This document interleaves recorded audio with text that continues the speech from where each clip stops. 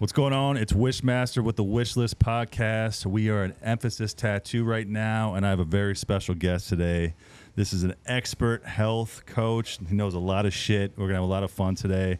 Welcome, Drew. Awesome. Thank you, man. Thank you for having me. It's funny because it's like some people, expert health coach, that's a cool way of saying it. Some people are just like biohacking enthusiast or biohacking expert or this, that, the other thing. And it's so weird in this culture that we're in right now of like new health and fitness. Right. And more people are getting into it, and there's so many different labels to it. Exactly. I have a hard time labeling myself. So yeah. if I put you're optimizing people, right, basically? Technically, yeah. So it's so hard to describe. If I'm trying to like tell somebody what I do, I'm just like, you have like 5-10 minutes? But yeah, I like that. Okay, cool, man. Well, hey, tell everybody, where are you from and how did you get into health and fitness? All right, so I'm going to give you the short version, and the short version is still kind of long, but I'll try and keep myself from rambling because I have a bit of a unique story. Okay. And I never really considered it unique because you live your life, and it's like, oh, this might be a little bit different, but I don't really. Then I started doing more and more podcasts, and people are like, Jesus, like that's kind of fucking nuts. Yeah. So it's like, all right, well, I guess it kind of is. Now I'm setting it up to be like extravagant. It's really not. But essentially, I was a kid that loved comic books, and it started from there. Too. So I grew up on like old school Marvel. Never been a DC guy. Sorry to anybody that isn't down with that, but I probably already lost a few people by saying I'm grown man into comic books. But I can't fuck with them anymore. Nonetheless, but I was into that as a kid, and then growing up in the 90s into like 97, 98, 99, getting into like close to high school and whatnot. So I was born in 85. So I was basically getting into comic books, or getting out of comic books, I should say, and I got back into them as an adult. But I was getting into pro wrestling at that point in time. It was like late 90s, WWF, the Attitude Era, so DX was telling everybody to suck it. Stone Cold was beating the shit out of Vince McMahon. Like, it was the cool thing to do. Yeah. And then I was the kid that didn't stop liking it when it stopped being cool. And I was like, well, this is still fucking dope. Yeah. I'm going to keep watching this. And then it became like, I'm going to do this. Like, this is what I'm going to do. So, I've been saying it since I was like 13, 14 years old. And, when you're 13 and 14, you're getting kind of like, oh, yeah, cool. That's awesome, man. Yeah. You go for that. Yeah, nice. Then you keep saying it when you're like 17, 18, and people are just like, oh, Jesus, what's going on here? And then you actually do it. So I went to college kind of like with no major. And I just knew that I wanted to be a pro wrestler. And this is predating like even common search engines. I'll never forget being in my dorm room saying like, okay, cool, I'm going to find a pro wrestling school somewhere close to me. I went to school in New London, New Hampshire, in the middle of nowhere.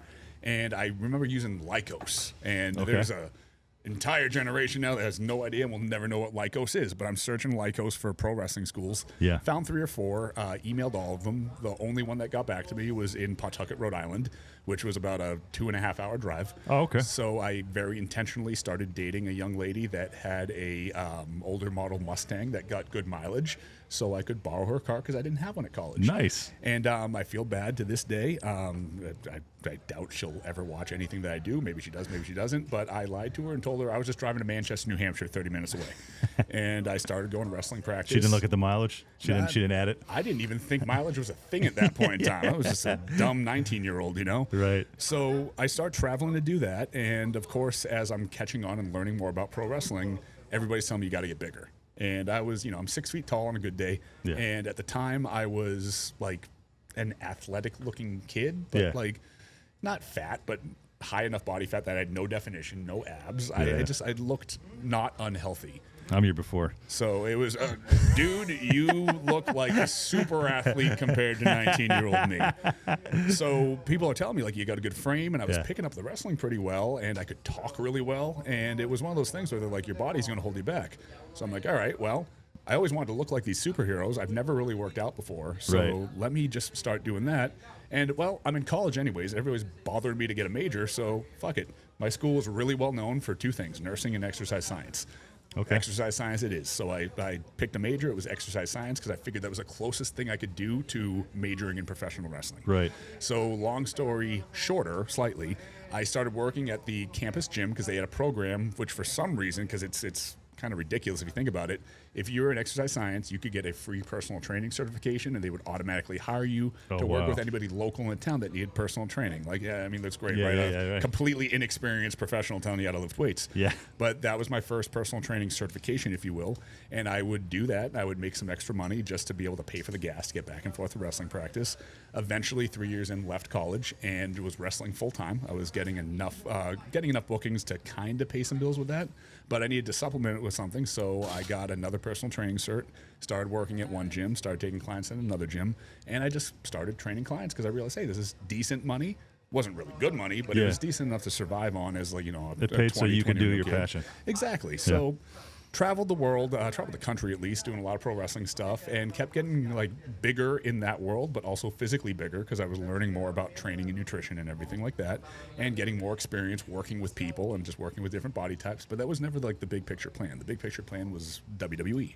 Yeah. So advantage, a lot of ups and downs, traveling, stuff like that, stuff that nobody's watching that they're going to be very interested in.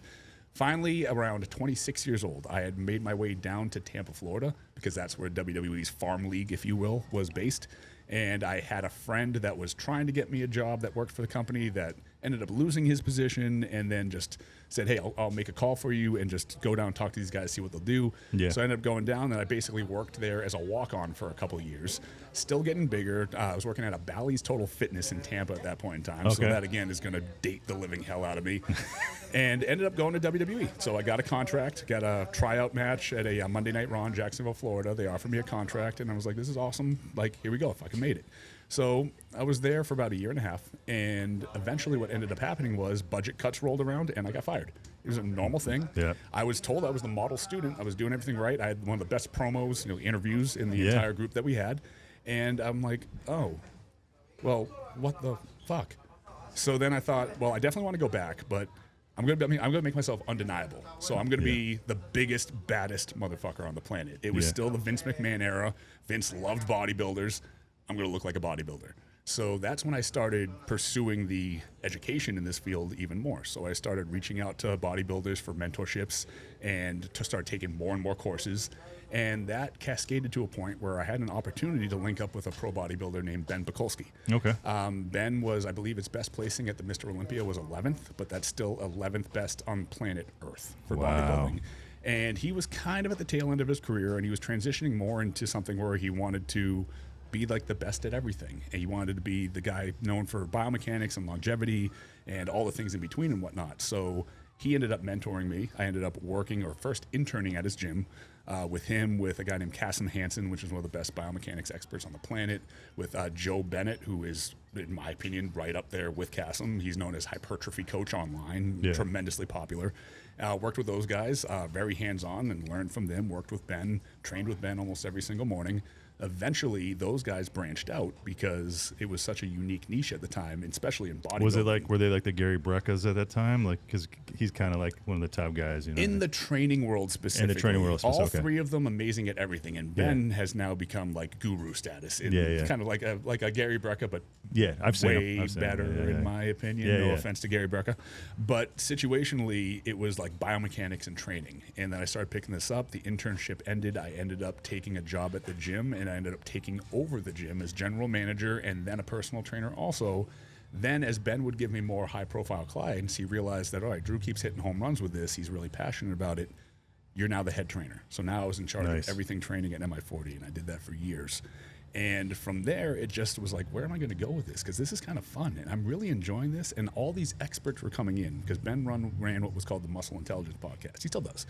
And all the experts from all these different facets of functional health to even peptides back then, and just hormone manipulation, steroids, literally everything. They were coming every week. I got to be a fly on the wall. Yeah.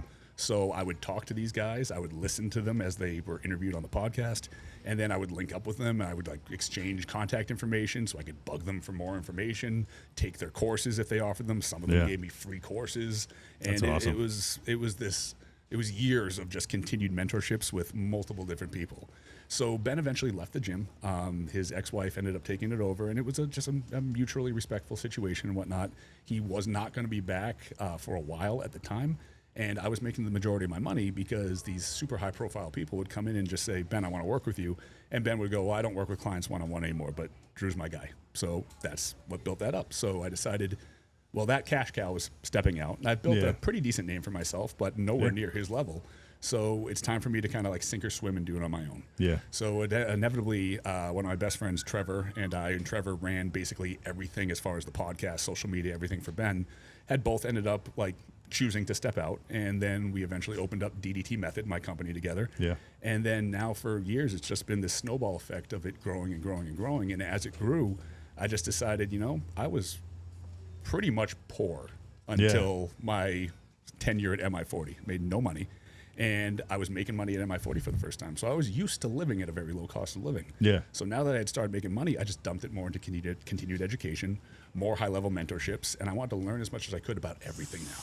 Yeah. Peptides, biohacking, longevity. And as that continued to branch and that company continued to grow, I just found myself in a place where I became more of an educator than just a coach. Yeah. And I started coaching other coaches, and the brand has just continued to snowball. And then last year, I launched my own podcast, DDT Method, with this massive Rolodex of just contacts and mentors and all these people I know in these high levels in different facets in the industry. And that podcast, it just, I wouldn't say it blew up, but it grew so steadily that it became a monetized business in and of itself. And it's still, I release 1 to 2 episodes every single week. That's awesome, man. So my education continues, and now I get to give more of it back. So would you say the marketing or the word of mouth helped you more as far as like where you took off? So it was really the word of mouth. Yeah. This guy knows what he's talking about. Like, you have to go to this dude. This is the first year that I've actually become good at marketing at 41 years old. So now we're trying to transcend into an even bigger thing. I have a team of coaches that works for me, and I'm focusing more on putting out content. But word of mouth based on a very specific area. And it was based on the area of fixing problems. So bodybuilders would come to me after they either worked with another coach or tried to do it themselves, and they just fucked themselves up. They had either like heart issues, or they had like kidney issues, or they just plateaued, or all sorts of wild shit. Yeah. And then that would always turn into like, hey, can you help my friend? They're not a bodybuilder. And I'm like, well, I'm not a bodybuilding guy. Like, I did some bodybuilding so I could experience it. And I'm really good at it. Yeah. But I'm never going to be a pro bodybuilder. I don't have the genetics for it. Like, I'm lanky. I'm 6 feet tall. Like, I don't want to be big that guy, big. man. So it's just, it's not bodybuilding thing. Yeah. So I was like, well, I can really work with anybody. And I had, at that point, 15, I'm about 20 years now of one-on-one personal training as well, too. So I've worked with every shape and size of everything. I've worked with 90-year-old women. I've worked with 12-year-old, like, little league pitchers. I've worked with everything in between. That's awesome. So I'm like, I can fix a lot of stuff. And then I kept fixing more stuff and fixing more stuff and fixing more stuff. Then I started optimizing more stuff and taking people past plateaus they've been at for years. Yeah. And it's not that I have like a secret. I know at the time I knew a little about everything. Now I'd like to say I hopefully know a lot about everything. But when you are multifaceted and you're not speaking in absolutes and locking yourself in one box, you have this ability. You have a bigger tool belt. You can fix more problems. So that's what really took me off, in my opinion, and that's still what I do to this day. And it sounds like you continually educate yourself, so you're always on top, and you can always learn something new and be ahead of it. Oh, right? I'm obsessive. I have 3 courses I'm working on right now. Like, I buy so many books that I still have. I could stop buying them and still have books to read for 3 years. So I've been in the music industry over 25 years, and I know a lot about that, but I actually know more about the health world, which is crazy. Like, because I'm obsessed with it, man. So. What's a fad in the industry that a lot of people push that you feel is just complete bullshit? Like, some people might say this whole creatine fad of do 20 grams, 40 grams a day. Like, what is a fad that you think that everybody's pushing that's just like, you're just like, dude, this is bullshit? So I'm going to give you an answer that you don't expect. Okay. It's peptides. I agree on a certain point too, but go ahead. But it's not because peptides are bullshit. Right. It's because there are blanket statements of do this for this, and then it just creates more misinformation, and everybody has a coupon code, and I get it. I understand why. It's actually, in case anybody watching this doesn't realize, it's incredibly easy to open up a peptide company, and the profit margins are insane. Yep. So if you have enough money to just buy a bunch of stuff at the right volume, by bulk in any one peptide, you can make a margin that will literally be insane and make a ton of money if you can push enough product. But you're also going to be getting that from China, India. You don't know what's in it. No. Here's the thing with sourcing. So obviously sourcing is very important. Yeah. 90% of it is all coming from similar places. Right. So even the compounding pharmacies, okay. because where do you think they're getting their raws from? For the most part. Yeah. For the most part. So in my opinion, it's significantly less of a quality control issue because I work with probably 15 different peptide companies. Yeah. So I don't like to sign exclusive deals with anybody because some people have some things cheaper, some people do capsules, some people do nasal sprays, whatever it might be.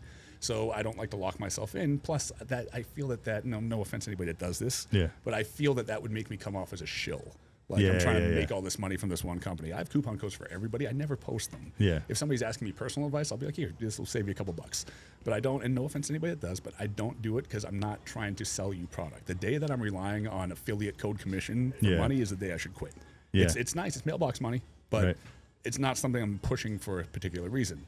So everybody's just peptides. Yeah. And yes, they're awesome. They're amazing. They can be profound. They can be life-changing. But the misunderstanding because of the current popularity, because there are people that are just trying to push as much volume as possible because you can make a boatload of money with it. Right.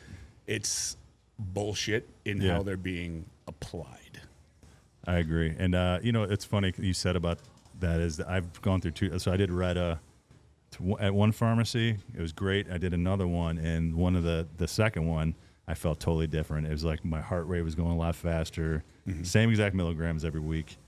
And I went back to the other one because I was like, all right, that one made me feel a little bit different. Right. You know Now, that's where you're crossing the problems of quality control. Yeah. Not even in the sense of like one was Retta, one was something else, because that's very unlikely. Because, again, they're all so cheap when you're buying enough of them. It's likely a purity situation based on the actual strength of the product. Because anytime I work with anybody, I always have an ongoing request for every time you do any sort of testing. Whenever you're sending in for your third party, I only work with people that will third party test their products. Yeah.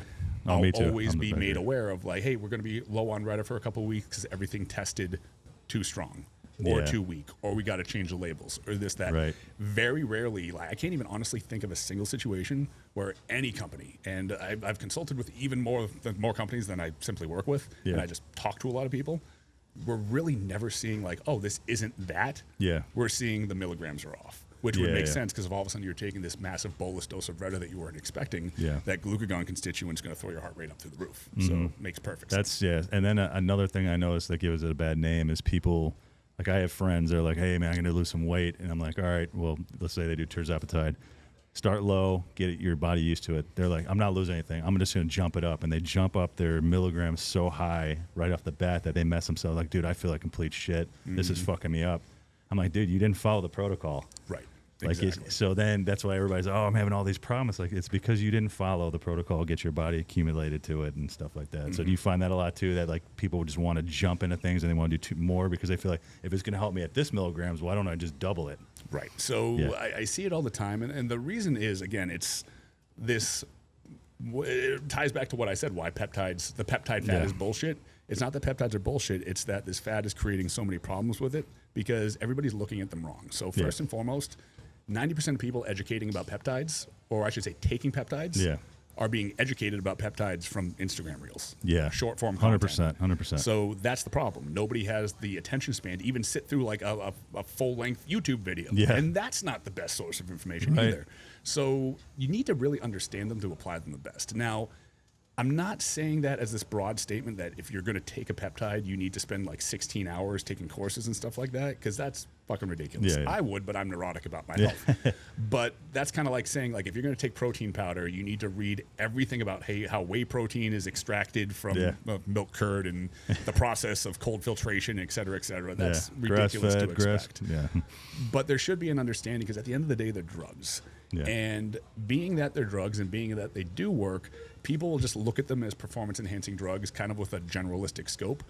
And they'll look at them almost like, hey, these are the safe steroids. These are steroids, but they don't have the steroid side effects.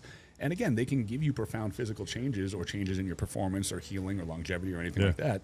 But I always say that like anabolic steroids and your more universally known peptides that people don't even realize are peptides these days, like human growth hormone and like insulin.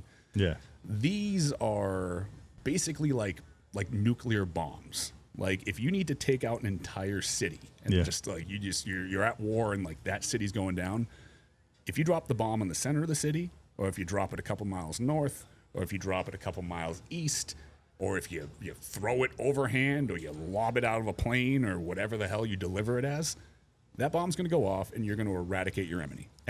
Enemy. A peptide is a knife. Yeah. If I get a really skilled assassin and give him a knife and I say, go take out the 20 guys I need to take out in this building, he'll go in there with precision, take care of all of them. Nothing gets messed up. You don't have any side effects, and that the building doesn't get leveled. Yeah. But everybody that you want taken out gets taken out. Yeah. The problem is when you take the skilled assassin's knife, you give it to a shitty assassin, and then you say, go level the whole city. Yeah. You got a guy trying to take down New York City with like one knife, and he's just not trained in it at all, and he's just running around stabbing people and like, eventually I'm going to kill everybody in the city. Yeah. That's the difference between your traditional anabolics or PEDs and peptides. Peptides are precision-based. They need to be applied correctly to get the most out of them. Otherwise, you're just injecting expensive water. Right. You're probably not going to kill yourself, even long-term. So obviously, we will find out some things about long-term effects that might be less than favorable at some point. Just, it's going to happen. One thing with me is, so I did GHK, CU copper, and it was amazing. I saw the difference. My skin was way better. But when I did blood tests, I was doing too much, I think, because my copper levels were super high. So I had to come off it. Right. So your body metabolizes copper fairly slowly in comparison to some other things. Yeah. So that with GHK copper, for example, like you never really want to go above roughly 2 milligrams per day. Yeah. So, and even that, you would want to keep an eye on it and not do that for too long. But 2 is generally going to be safe. And I did 1. But I think what I did, I didn't come off it. And I think that's why sometimes you have to, I don't know, do a couple months and then come off a month or whatever it is. I just kept going. The poison's going to be in dose or duration. Yeah. So, or both. But that's where it's going to come from. And again, people don't understand that because most people are just saying like, I have this thing. Oh, this peptide's good for it. Yeah. Okay, cool. I'm going to take the thing. But if it's a simple understanding of just like, oh, wait, well, copper, it's like a mineral, it's copper. What happens if I put in too much of this for too long? Yeah. It's just, but a lot of people don't even realize that GHK copper has copper in it. They just think it's a name. So again, it's a lack of deeper understanding and mistakes happen. So I've made mistakes with dosing or taking stuff too long or too much of it myself too. It doesn't mean that there's a lack of education that's showing itself in that individual. You're not stupid for taking too much copper for too long. But again, we need to know what it is because I just told you 2 milligrams per day for a fair amount of time is generally well tolerated. And you're like, well, 1 did it to me. Yeah. It's like, well, everybody's different. We need to be aware of it too. So we need to know what's going on under the hood. So we've mentioned GLPs before. Everybody knows kind of like baseline what GLPs do. Yeah. But nobody knows the difference between semaglutide, tirzepatide, and retatrutide. And there's a 4th one too coming out. What is that? Do you know what that one is? So, there's another. It's like 4 agonists. There's a 4 agonist one coming out, and it's supposed to be. I don't think it's the bioglutide thing because bioglutide came out, and then everybody freaked out because the manufacturer had doctored the studies on it. But then the problem is everybody just automatically said, "Oh, it's fake." Right. Well, it's not fake. He doctored the studies on it because he was trying to get it out there to sell it. So I took it for a little while. I thought it was great. So, but then I stopped taking it literally just because, well, I don't want to educate anybody on this until we know a little bit more about it. Because right now it's totally a shot in the dark. Yeah. And I was getting sick of posting stuff about it. People going, that's fake. Like, it's not fake. Just the studies were fake. The studies were fake. But again, it's misinterpretation of the information. That's the problem. That's why peptides are bullshit. Peptides aren't bullshit. The way that people are approaching this phenomenon, that's bullshit. And people are looking for that one negative. Like there could be so many positive things, and then one little negative. They're like, "Oh, no, it's bullshit." Yeah, exactly. Yeah. So people will attack. I found this back in the day with bodybuilding with exogenous insulin use. Yeah. So most people know that bodybuilders can. They don't all do it, but bodybuilders can benefit from utilizing insulin as a non-diabetic to essentially drive more nutrients and like maximize glycogen retention in the muscle. And essentially, it becomes almost anabolic in a sense. You can get really big using insulin the right way. But then people would always, nope, absolutely not. You're stupid for doing that because it can kill you. And it can if you do it wrong. Yeah. But the people that are most vocal about that tend to be the ones that just like, well, I don't want to take it. Exactly. Because I'm afraid of it. Right. But I don't want him to take it either because I don't want him to have the edge. Exactly. And that I don't want him to win. That's kind of like the downfall of or the biggest folly of the natty community. Yeah. Not all of them. I'm not saying that as a blanket statement, but a lot of guys that are like super against taking anything. Yeah. That's dope, man. That's cool. Like do it your way. That's fine. Most of them are lying, but yeah. Oh, a lot of them are lying, and a lot of them are just going out of their way to like shit on everything else because they don't want to do it. So you shouldn't want to do it either. And it's just it's a ridiculous. It's like little kids. Mm-hmm. So recently I had the flu really bad. I haven't had flu in years, and I had this really bad one, and I got myocarditis. I think that's how you pronounce it. From this flu, and it really messed with me, man. Like everything was going good in my life, and it just took me down. Had to go to the hospital. Felt like I was having a heart attack. I looked for a lot of information online, like how do you heal this naturally to not just take, medication. I understand rest. What are some of your tips? Because my friend Preston told me to call you. He's like, man, he's gonna let you know like how to work with this. What would you suggest? So with myocarditis, and the cool thing about this is a lot of the stuff that I'm going to be going over as far as like what we can do in this situation is applicable to a multitude of different situations. Yeah. There's so much when you get really deep in the weeds that you realize it's so broadly applicable because a lot of things come down to the same things. Yeah. And that seems like a very generalistic statement, but it'll make sense as I'm going. So with myocarditis specifically, which is inflammation in the heart. I forgot to mention that. Yes. So we obviously have like rest, as you said, and controlling inflammation. So most people can extrapolate that data, but then it's the hows and the whys that come into play. So rest is kind of looked at in this situation as just like, oh, you hurt yourself, rest. Oh, you're sick, rest. It's tough. Like I lift it every day and I can't lift, and that's killing me. Right. So the situation, it's not that. Well, it's not exclusively that you need to just take a load off and let your body focus on healing and recovering, but it's you need to be more parasympathetically dominant in order to be able to recover. So your nervous system has two operating systems to it. You're either sympathetic or you're parasympathetic. Sympathetic is fight or flight, go, go, go. Most of us, even the most successful of us, even in the biohacking field and longevity field, tend to be a little bit more sympathetically dominant because we're driven, we're go-getters. Everything's a mile a minute. Let's go, let's do this, let's get it done. Most of the most successful, probably all of the most successful people on the planet are going to be at some point sympathetically dominant. Yes. Parasympathetic is rest and digest. That's chill out, that's low heart rate environment, that's basically switching your operating system to just chill, calm, cool, Never been collected. I had to work a long time to get there. And you have to get there through basic things like practicing just taking a second and taking a breath. Yeah. But you can also utilize some chemical signals to kind of shove yourself there if you need to get there in a more direct fashion. So the issue with something like myocarditis, we have direct inflammation of cardiac tissue. Mm-hmm. If you are in a sympathetically dominant state, that means while you're in that state for the majority of the day, your heart is working harder than it should otherwise. If you break your leg, is it better to take minimal steps or to go jogging every single day? If you go jogging every single day on a broken leg, that broken leg isn't going to heal and potentially it's going to get worse. Yeah. So you need to start thinking about what different ways can I use to kind of push myself into a parasympathetic state. So foundationally, that's obviously avoiding stimulants, that's avoiding excessive exercise or really any exercise that's going to elevate your heart rate meaningfully. That's making sure that your sleep architecture is perfect because you're hopefully parasympathetic while you sleep. Yeah. It's controlling just emotional stressors because those can get interpreted by your brain as physical stressors. Yeah. That's a tough one too. It's incredibly difficult, but we do have all these tools that can push you in the right direction from modalities and practices.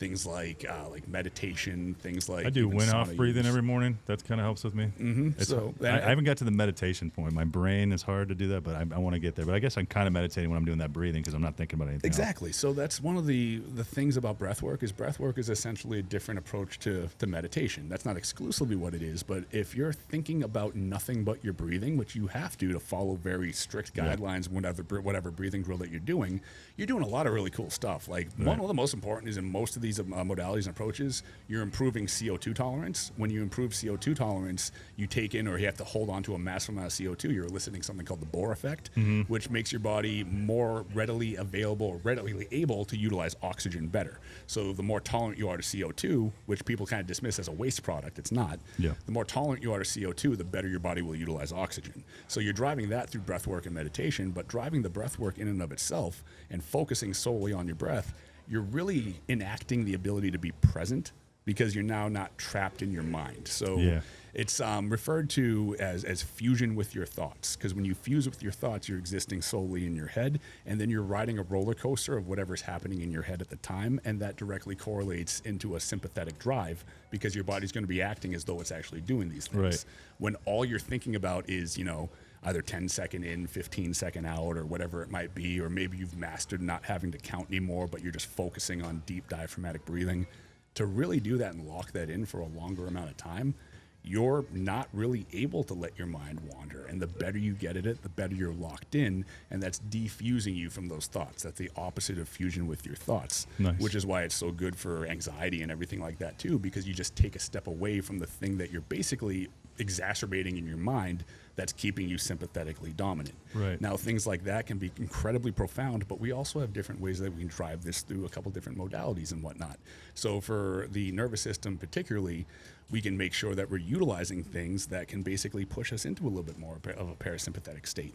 There's hundreds of different tools that we can use, but one of them that comes to mind in a lot of cases is hexarelin, which is a growth hormone releasing peptide. Okay. And hexarelin has a particularly strong binding affinity for ghrelin receptors, which will directly push you into a parasympathetic state. So that's one way to kind of use a tool that's multifaceted. I think the biggest lever that anybody can pull is picking the right multifaceted tool that will work in several different regards. So if we want some extra growth hormone from a securitagogue, that's going to give us the ability to recover a little bit better, sleep a little bit better. Recovery is great, but you're not super active, so you probably don't have a superhuman need for recovery as though you were training really hard. Right. But being able to get into a deeper state of sleep, which is correlated with higher growth hormone levels, that's going to keep you parasympathetic in the fact that you're sleeping more, but you're also giving yourself a strong chemical signal and kind of shoving yourself parasympathetic by nature of how that product works. That makes sense. So the breathing drills obviously will kind of shift you there. You can get into some really fringe stuff that I'm a huge fan of, like facial cold plunging is one. So I heard about that, yeah. basically, if you put your head now, and it's not the same as a regular cold plunge, which has its benefits as Right. well. I'm a huge fan of cold plunges, but by putting your face in a cold plunge, and they have ones now that basically have little like scuba straws in them, so you can stay in for 3 minutes. Yeah. That will elicit something called the mammalian dive reflex, and that essentially just makes you really sympathetic for about a minute, and then instantly pulls you back to parasympathetic. That's So straight it's ice like water, though, calm right? focus. That you basically put in a bowl and you're putting your face inside. I did it this morning. So it's like the one I use, I think it's called the Face Plunge. I'm not affiliated with them. I think that's just the one that I bought. And at first I'm like, do I really want to spend $100 on a fucking salad bowl? And it's I've done worse. plastic bowl. Yeah, I've done much worse. Yeah. Plastic salad bowl, you fill it up with ice water. It's got a little snorkel looking thing and a little plug for your nose. And you just basically put your face in cold water, which at first is petrifying. For whatever reason, it feels like you're like drowning yourself. Yeah. But then you're so calm but simultaneously focused afterwards because it's waking you up. You're getting a big bump of norepinephrine when you initially do it. But then you have that mammalian dive reflex kick in, and then your body just adjusts and heart rate drops down. Now all of a sudden you're chill, you're calm, you're cool, you're collected. Using some e-stim on the vagus nerve is huge also. So you can actually use any sort of e-stim device. I would get one specifically for it. That way the That's strength is where it sends calibrated. signals to, right? Yep. It's like So right in their neck. you can put it right on the side of your neck, and that stimulates your vagus nerve. It's going from your gut up into your brain. That's literally your gut-brain axis. Okay. And when you stimulate the vagus nerve, that's going to drive you into more of a parasympathetic state as well. I didn't know if those worked, man. That's It's- I saw them, but they actually work. Okay. So 20-point jump on my HRV the first time that I used Okay. it. 20, and I have a notoriously Do you have like the bad HRV. necklace, or how do you do it? Like, So mine is mine looks like it looks like I'm putting on headphones, but then taking them off and putting them around my neck. okay. So, and it's just got the two little like little probe whatever I've things seen them, there. yeah. Yep, and you put a little bit of conductive gel on, and then you just leave it on for just about 10 minutes. I'll run it for about 20, but Okay. it's one of those things where I recommend 10 to most people. Awesome. And it depends on the device, but that is instantly calming as well. There's just so many different ways to do it, but again, I always speak on deep understanding of things. I don't want to just tell somebody take this supplement or buy this piece of tech. Yeah. I want to say here's the thing that we want to do, because there's a ton of supplements that'll do it. There's a ton of tech that'll do it. Just find the one that works for you. Right. Okay. And then you also talked about antioxidants. Does that help with, because it's inflammation? Is Tremendous. there something? Yes. Oh, that's the peptide. So, Okay. there's a lot of different ways to approach that. So, first and foremost, like controlling inflammation as a whole is incredibly important. And the best way to kind of approach that is, first of all, to have an understanding of inflammation. Then that will give you an understanding of everything that cascades from that. Yeah. So the best way to start that is to explore reactive oxygen species, free radicals, antioxidants, everything like that. because that is incredibly upstream, and then that will translate as you go downstream.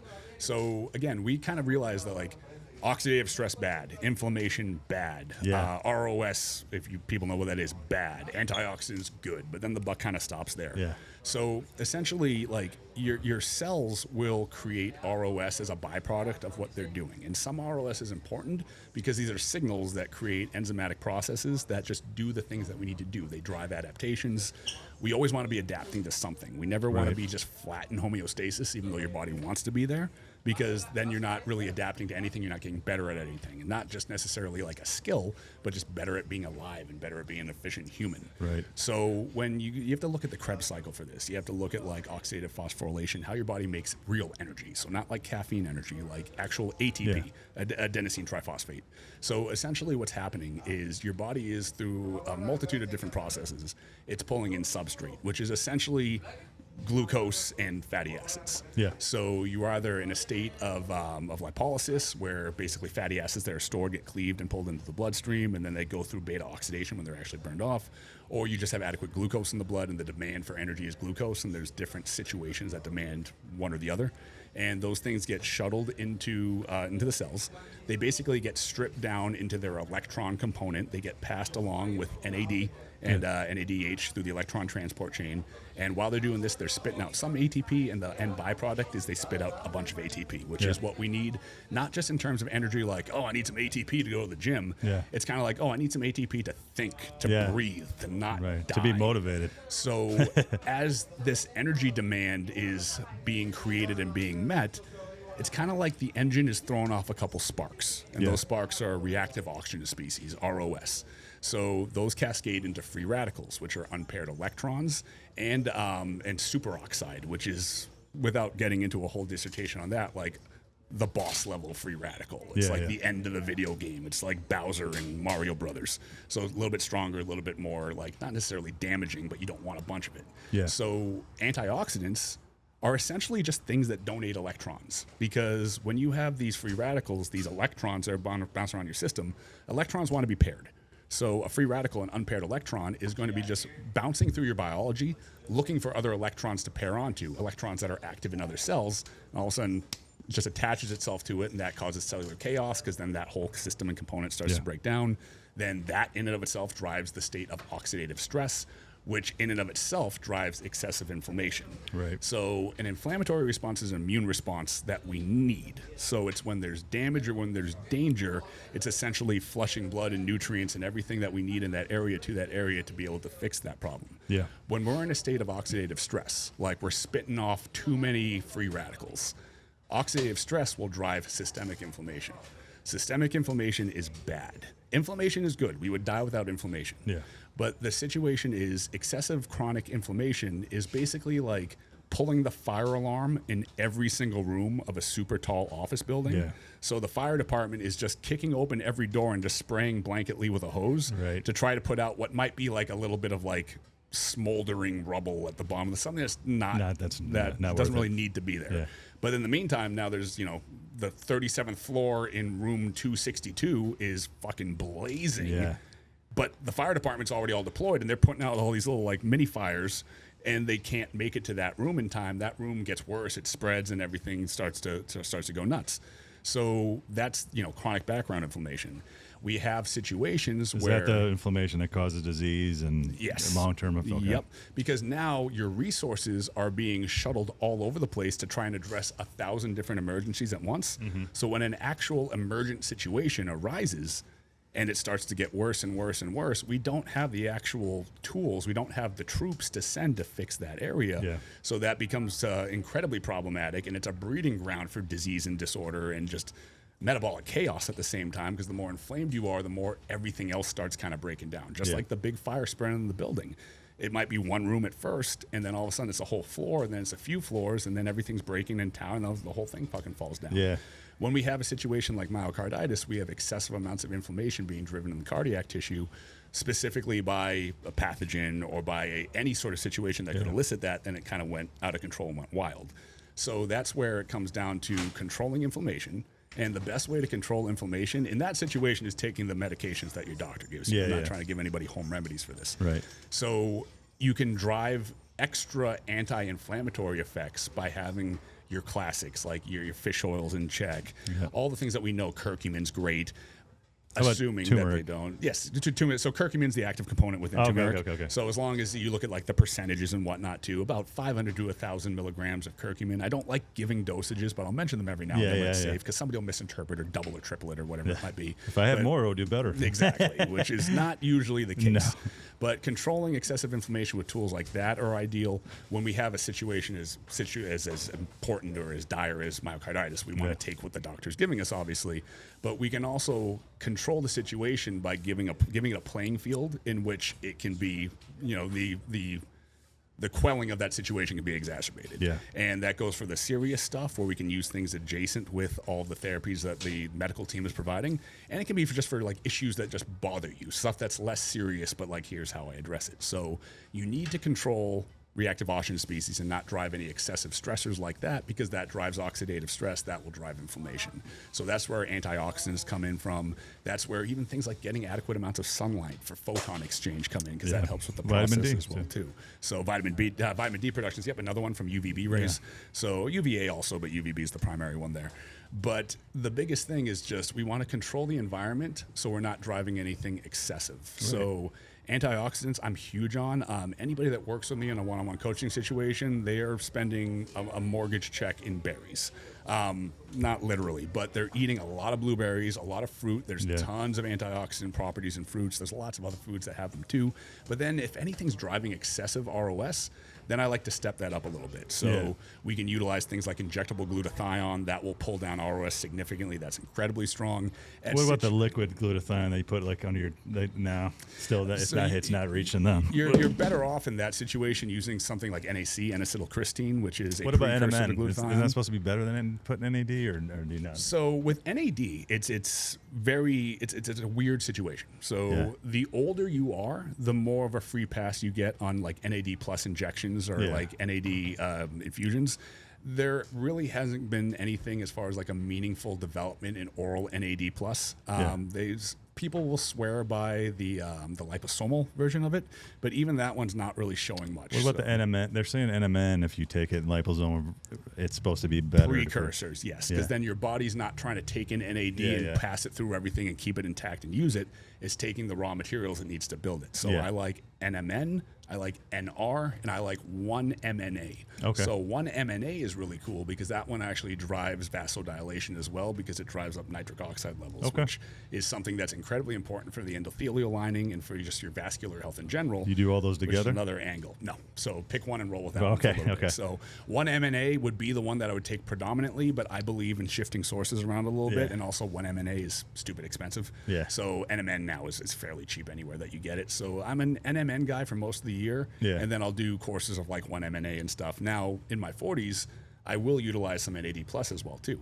But situationally, NAD plus needs direction. So if you put in too much NAD, you might be feeding the cells that you don't want it to feed. Your body is always going to naturally go through rhythms of autophagy and mitophagy, which is basically like cleanup and recycling of cells that need a little bit of maintenance work, as well as the senolytic process, where your body will accumulate these zombie cells that have just aged out. They're dead cells. Your body goes through this senolytic process, which is essentially killing off and purging the dead and dying cells that are too far gone. NAD plus directly could potentially, theoretically, keep those cells around longer than you want. Then eventually you have a zombie apocalypse, which I'm not saying cancer, but would make sense, because you're keeping the cells that naturally need to be purged and gotten rid of, and you're kind of like keeping them on life support. So that's the argument on BPC too. They're saying because it makes new blood vessels, it could potentially help. So with that one, it's a little bit. So BPC is it's everybody's favorite one to fearmonger because it's the most popular one. So BPC drives angiogenesis. Angiogenesis is the creation of new blood vessels. So that's why it's profoundly good for things like circulation and long-term like heart support as well too. Again, the whole thing is like, well, if we're creating more blood vessels, that could be feeding tumors more, which could make them grow. Well, I mean, bro, what are the tumors being fed? Primarily glucose and glutamine. So are we going to stop all carbs? The carnivores will tell you that you have to, but Lord knows they're not right all the time. I think a carnivore diet is great short term. I don't think it's a lifestyle. I think that's stupid. But and I'll die on that hill. I'll fight anybody on that one.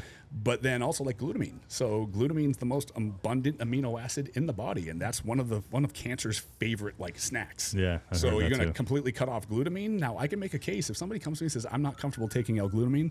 I'm going to say that's totally fine. Stop taking it. Never take it again. It's good for leaky gut. It's good for some digestive stuff. I would never take it long term for that reason, but I also wouldn't really be like, if I found out that it was in a supplement that I've been taking for 5 years straight, I wouldn't have a panic attack because you're also getting a shitload of glutamine by eating protein. Yeah. So the people that are saying that, BPC, blood vessel formation, that's going to feed cancer. It's like, all right, you better be on a carnivore diet and you better be on a low protein carnivore diet too. And then you can tell me to be afraid of BPC. So it's ridiculous and it's fear mongering. With the NAD, it's the same idea, but that one makes a little bit more sense. I don't think we have had a single case of anybody passing away from cancer caused by NAD. But again, when you have a deeper understanding of kind of what's going on under the hood, we know what these processes are. We know cellular respiration. We know all of these things. So it's like, all right, so that could play a role there. And also NAD injections, if you've ever taken one before, they feel shitty. Like you feel great afterwards, but it sucks when you're doing it. Sometimes you get that like rush, and that's indicative of I have anxiety. I don't like that rush, and I got that rush from it. Not a fan. So whereas most people will take 100 milligrams of it, I'll take it 1 or 2 days a week when I know I'm depleted, when I've been training really hard or not sleeping really well. That's the best case for it. I'll do like 20 milligrams, and the only reason I give the dose in that case is because it's an excessively low dose. But it still works for me. But if you're taking it anything beyond occasionally, I think apigenin is a must. So apigenin, great for sleep as well too, amazing for sleep. But apigenin is inhibiting an enzyme called NMNT, which is basically going to allow more NAD to be taken into the cells. But it's selective; it'll be into the right cells. A small molecule called 5-amino-1-MQ does this profoundly and so strong that it's actually a performance enhancer as well, because you'll increase the amount of substrate you're pulling in. You'll lose some body fat on it. You can actually train a lot harder on it too. So that's why I love 5-amino-1-MQ. But again, long term, that one can actually be a little detrimental for that endothelial lining in the cells.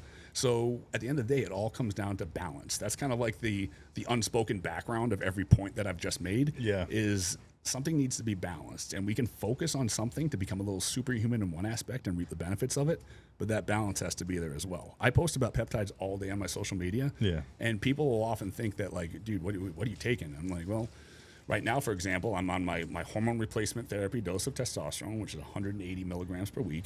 I'm at about 5.5 milligrams of Retta per week. It works out that way with how I have that broken up. And literally that's it. You microdose then? I mean, well, I know it's not technical micro, but do you dose throughout the week? Split dosing, yeah. I do too. I split dose everything. Now, I think with the GLPs, it's actually perfectly fine to do the 1 day a week thing. I think the split dosing works best as you're kind of building up to make sure that you're not going too far or you haven't taken a big bolus dose. It helps if you get sick or nauseous, easily do the double dose or triple. I just noticed that with any of them, I've tried them all at this point in time, I'll get a little bit of a drop off at the end of the week if I'm doing it once per week, which sometimes is good. Sometimes I want to go like really, really hypercaloric on the weekend. But situationally, if I just want to control things, like I do a Monday, Wednesday, Friday, and that works fine for me. So and again, split dosing. Is that how you do your TRT, or do you dose it like that? And here's the deal with that: I miss shots all the fucking time. Like it's like you don't have nothing to be happened a to you, right? for this. No, people get that's about fear monger. and again, it's you for the best way to inject testosterone for TRT is tiny dose every single day, split dosing. And some people believe more to do the insulin syringe instead of the muscle. Well, I pin everything with an insulin syringe. The only thing I don't pin with an insulin syringe is glutathione, because the one that I take a lot of it. So it's one of those things where it's like I don't really need to bury needles anymore. I'm also fairly lean, so it makes it a little bit easier. But again, it's everything is balance, and everything is just kind of maintaining the things to keep them from spiking and dropping. So with testosterone, yes, the more the better when in terms of frequency, not dosage. But again, it's like you also have to look at it in like real life stuff. Like I'm working 15, 16 hours a day, and I love my job, but like I don't have a lot of time for bullshit. So anything that can be minimized or taken off my plate, it's either outsourced or it's just done in a way that'll minimize it. So for me, Monday, Wednesday, Friday. Because if it's every other day, I'm like, did I fucking pin yesterday or not? I have an app. That's how I know. It's like I don't even have the bandwidth for more apps at this point in time. So I just know I take my blah, blah, blah on the insulin syringe of testosterone Monday, Wednesday, Friday, first thing in the morning, so I don't forget about it. That makes sense. So, so I'm going to ask you a question. So what's a daily routine that you do that anybody else would probably find insane, but something that you do? So I do a little bit of everything, and my days shift. So I'm big on consistency, but big picture consistency.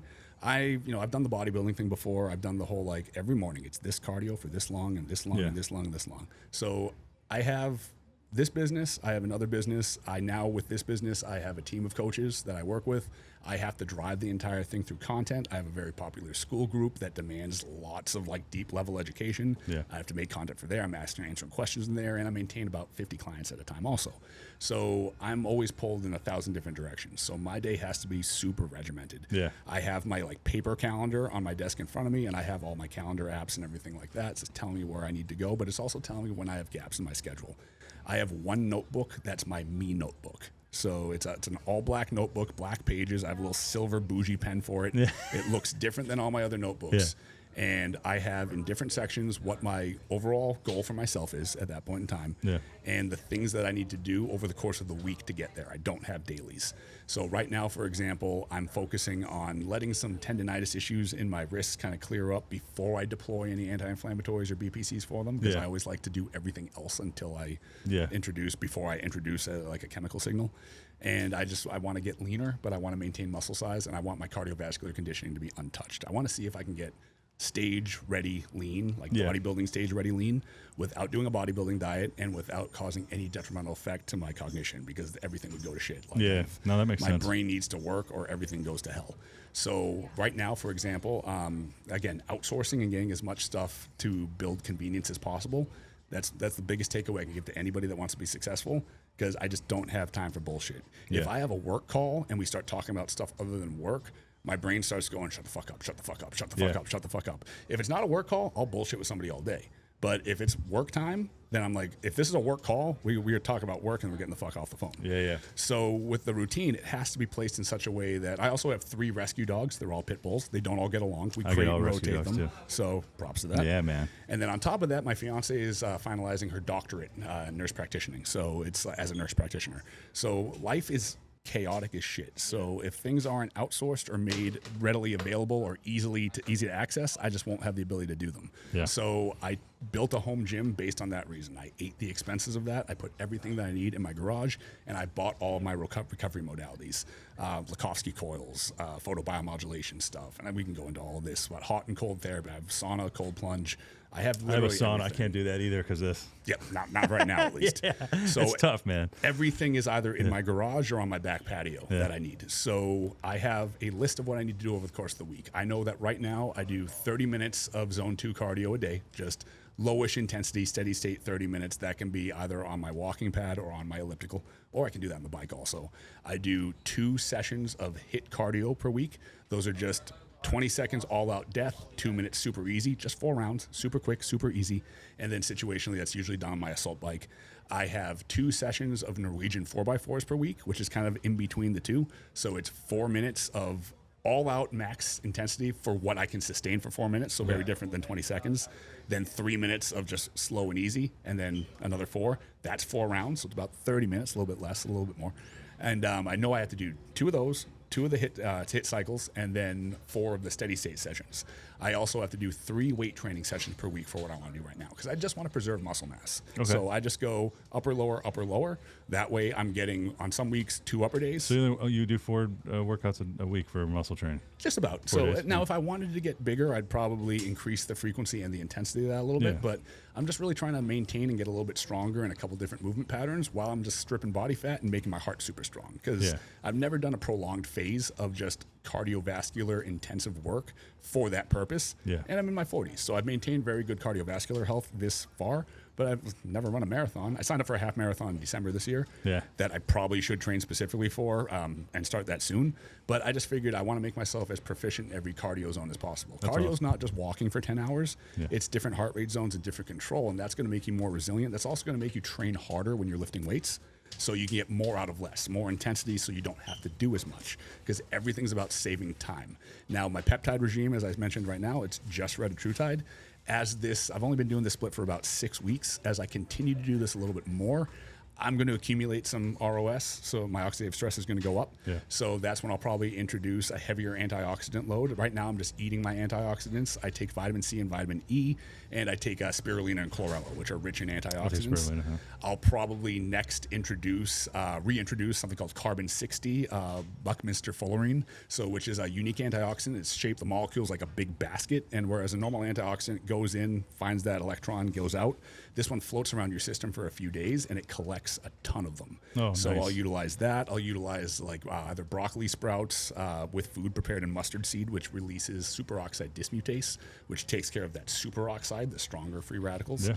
Or I'll just take a superoxide dismutase supplement, which is I take one called Broccolite. It's literally a broccoli sprout extract because it's tough to find superoxide dismutase products. Yeah.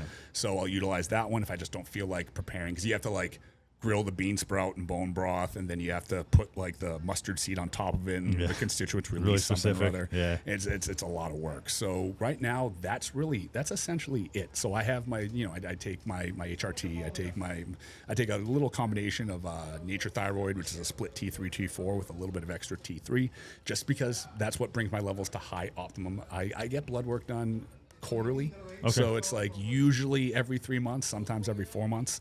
But I keep an eye on that. Every couple of years, I make sure I'm going in for my echocardiogram, calcium score, scan the heart, everything like that, full organ scans and everything like that. I spend the money so I don't have to worry. Right. And then I also know what I need to do. Takes away anxiety, too. If I had poor kidney function, then I would supplement for kidneys. If I had poor liver function, I'd probably take more glutathione.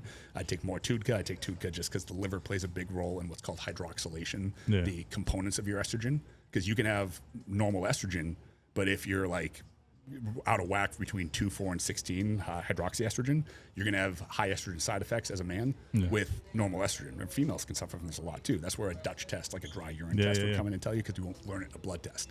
But I do all this metric testing, so I know what I can supplement, what I need to do, how I need to. So I'm just not wasting time. So I'm not just taking a bunch of pills I don't need to be taking. Which are very expensive. Mm-hmm. Yes. So, I mean, that's probably crazy to a lot of people, because I do a lot of metric testing. I do a lot of different types of work.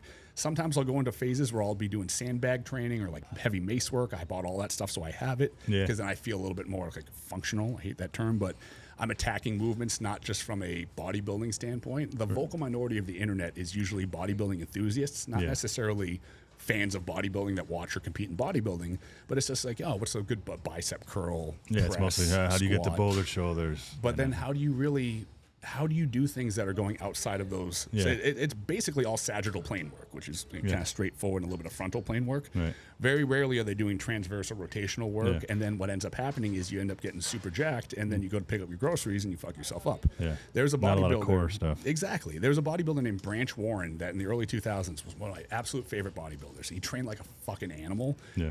Second place in Mr. Olympia, I think, for 2 years. Won the Arnold Classic. Just giant ball of just gnarly muscle. Yeah.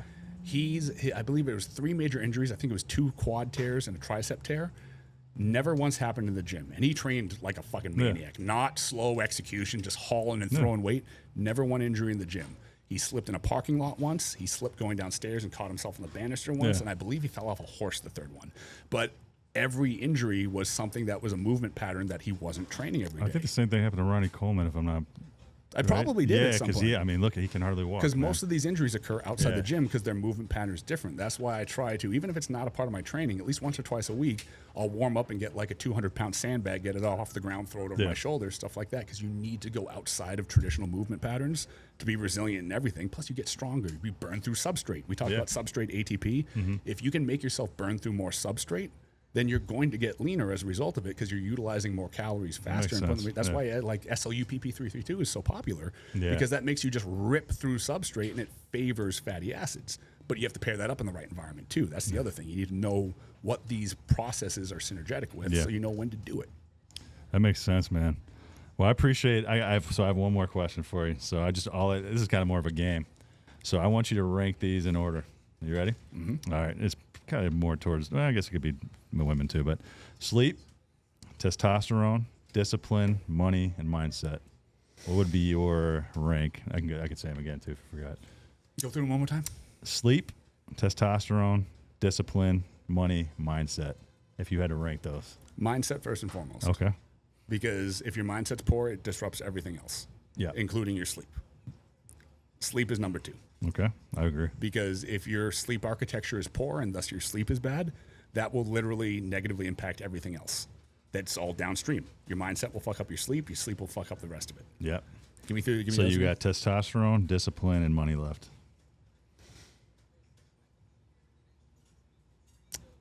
I'd go discipline. Okay. Because you need discipline to stay on your routine. Even taking your testosterone if you're going that route. Yeah.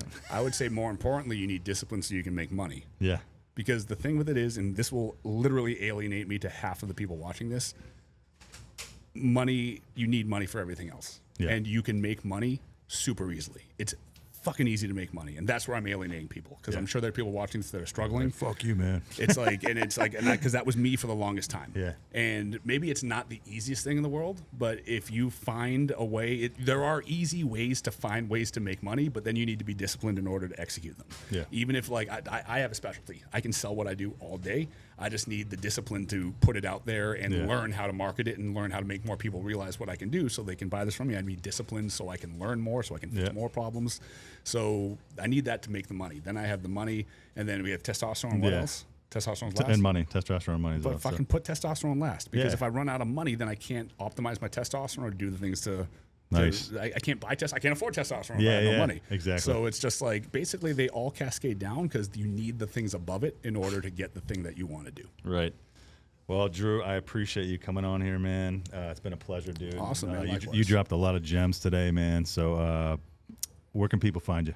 So a couple different places, but the easiest is just by looking for my company, DDT Method. So the best place to kind of direct people to is my school group, school, SKOOL, school.com/DDT Method. So that's my paywall site, but I made it $10 per month. The reason I did that and the reason why all my friends that have super expensive school groups are super mad at me for doing it is because I want to be able to say that I have the lowest cost monthly paywall site with the most information on it. As it stands right now, I believe I'm at 82 and 83 were the 2 videos I uploaded this morning. 83 videos, I launched it in just November. 83 videos, they're all between 15 and 45 minutes on different things like superoxide dismutase, like cold therapy, like lifting heavy, like lifting in a metabolic or like high volume style, like sandbag training, every individual peptide, almost every peptide now, peptide stacks, how to take them, and is right now being categorized during my rebranding into a large area where you can just find everything a lot easier. Yeah. So right now, like within a couple of weeks, I'll have 100 videos in there, and I'm going to keep adding to it because I want to be able to say I have 1,000 videos that are extensive deep dives and all sorts of information. I'll go and I'll correct them too. As I learn more stuff, I'll make another video and a follow-up and everything like that. Unlimited Q&A for all the members. Takes me a while, but now I have coaches that go in and answer them too. So school.com/DDT Method. If you need more of an introduction to me, it's DDT Method on YouTube or DDT Method on Instagram. Instagram's my hub of everything. Yeah. The YouTube is where I get to interview people like you're interviewing me. Yeah. I bring a different expert on every single week. I've been doing that since March of last year, and I have people talking about all this shit too. Yeah. So that's cool, man. DDT Method. And what's cool is like my audience is mainly entertainment, music, and those people I think need this type of information the most because there's a lot of unhealthiness in the industry. So when you optimize your system, and it doesn't have to be like doing all of this. It's I can do that one, or like I have a buddy that gave me a red light panel last week. I don't know what to do, or I can afford some red TrueTide. Take 1 or 2 things, learn about them, apply them, and it will be fucking life changing. Like at 41. I have some aches and pains, but I feel better than I did at 21. Yeah. Like it's one of those things where we are literally in a renaissance of health and fitness where we have all the tools to do amazing things. Yeah. We're going to see our generation in their 80s is going to look totally different than the current generation in their 80s. Big time. And if we optimize things now, like who knows? Like I'm not saying we're going to live to be 150, maybe not. I don't want to, but yeah. But we can fucking feel great for as long as possible, look great. Like we can fix almost anything. Yeah. And we can make almost anything better. Yes. So that goes from like, do I have a situation that I have to deal with every day that's stressful? Because I could probably fix it. Yeah. Or can it just be like, I want to gain 5 pounds of muscle, or I just want to be like the most like insane person in the bedroom ever? Because there's stuff for that too. Yeah. We can fix anything. I got videos on all of it. That's great, man. Well, thanks. And shout out to Emphasis Tattoo. If you guys are in the Tampa area, make sure you come check out. Yeah. Thanks, man. Awesome. That was